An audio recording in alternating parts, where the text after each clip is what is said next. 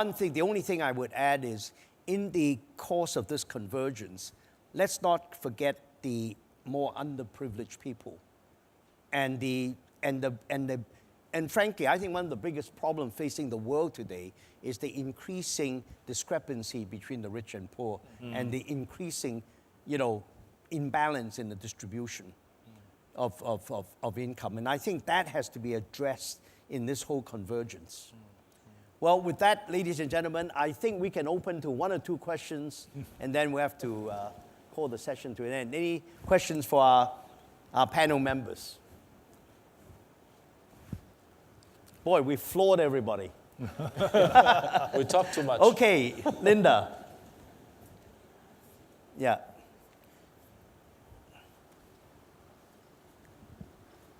Thank you. I was not going to ask any questions since I already had the privilege of asking one question before. Okay. But however, since you say that, I just want to let you know you did not bore us, okay? I think what those WTO and so on focus on convergence step by step. After all, Rome was not built in one day, but finally, eventually, it was built step by step. Particularly, it will touch on the lives of every individual in the countries that's involved. We cannot say we set the high standards, you come along with us, or else that's it. We do not have that privilege, nor should we do that, morally speaking. Okay. Now, multilateral negotiations, up to recently, it is focused on trade, focused on convergence, how to bring people together. I was a former diplomat. I'm afraid I do not know how to use diplomatic language. The TPP, the purpose of TPP, far less economical, more geopolitical. That's the essence of it. So therefore, if you take that as the essence of negotiations, you will see the outcome will be not way of reason to build convergence, but rather to deal with separation and distance. Thank you. Okay. Let's take one more, Nolene, and then maybe we'll get the members 2 minutes each to finally respond, and then we'll conclude the session. Thank you very much. Yes, I found this very exciting and very rich, Victor, and to the panelists. I think that the multilateral system would work if it is more aligned with the changing development and political landscape. Now, the problem is that there are vested interests already in the system that we have, and therefore there's great difficulty to actually align to that landscape. And therefore, there is a struggle in terms of the global economic governance issue, not just for trade, but also for finance, as we have heard. And therefore, I'll be very interested to see what you think are the elements of shifting towards a more accountable global economic governance system. And secondly, how do you build, and Victor, your point is really well taken, how do we close the disparity gaps? Because we still have least developed countries, the landlocked countries, so how do we build their productive capacities, not country by country, but perhaps in terms of corridors of prosperity? Thank you for giving us the UN view and the UNESCAP view. Yeah. Thank you. Thank you very much. So, Yafei, 3 minutes. Okay. And then Tak, 3 minutes. 2 minutes. 2 minutes, okay. I want to just emphasize 2 points. One is you mentioned global governance. I think it's extremely important, especially concerning poverty reduction, how to help those really, LDC countries to emerge and to be with us.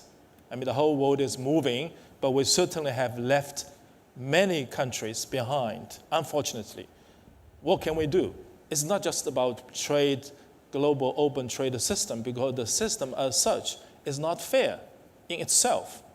As I said, many in Africa, they do have single commodity economies. How can you get these countries out to stand on their own feet?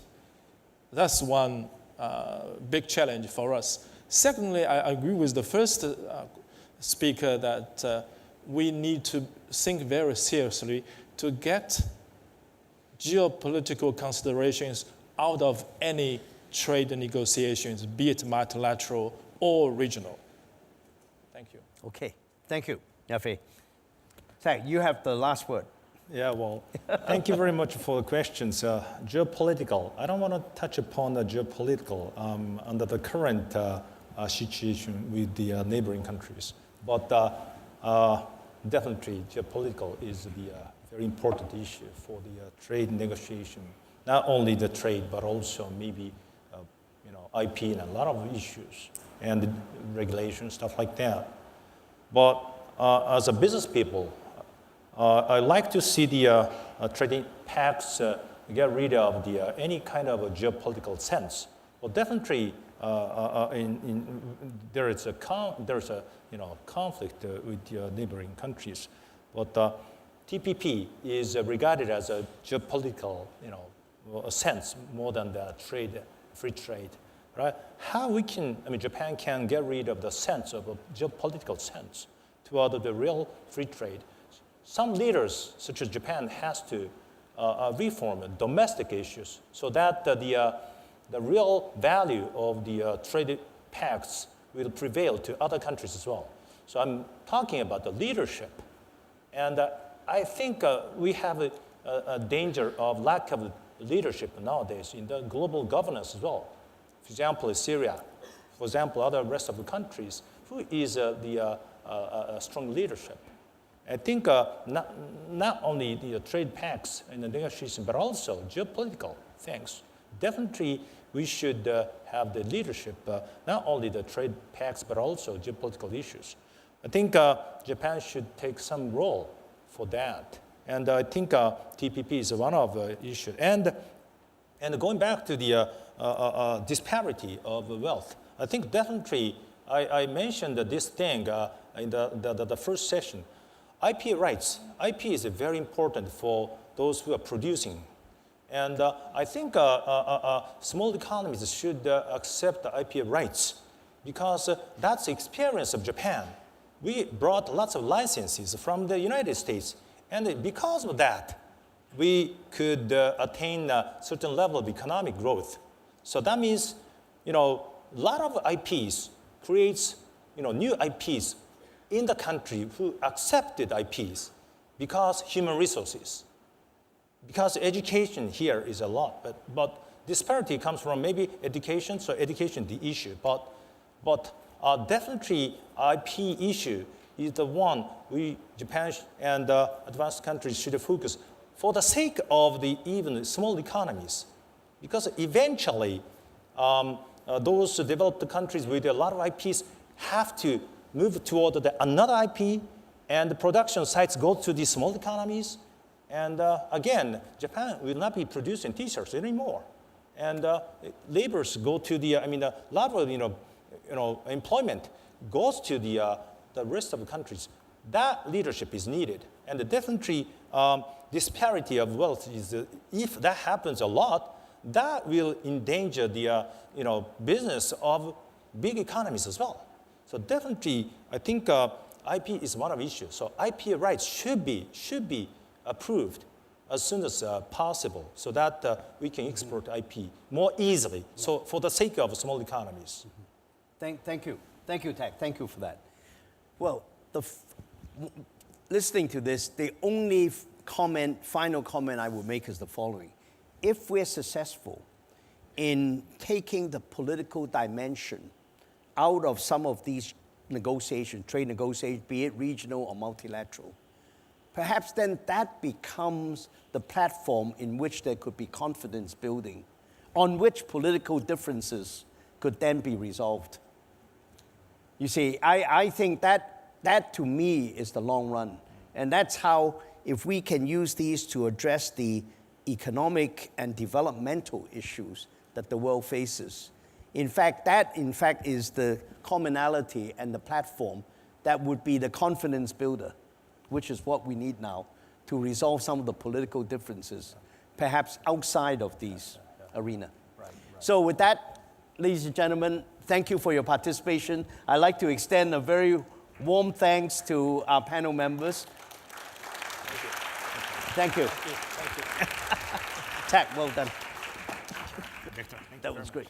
Thank you very much. Yafei.